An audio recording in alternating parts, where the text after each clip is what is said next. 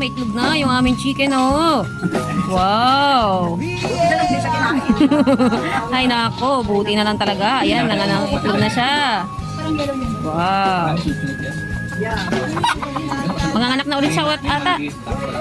Oh, manganganak na siya ulit. Meron pa yan. Marami pa yan. Napaspo na yan. Oo.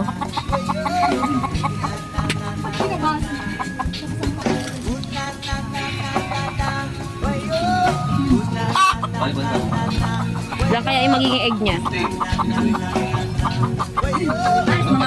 Sometimes mga isang dosina yan. Ayan, me. Dami pala. Dami siya magiging anak.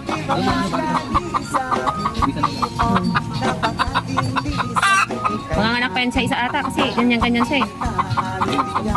Ah, ganon? Sorry kasi vlog ko yung itlog mo yun.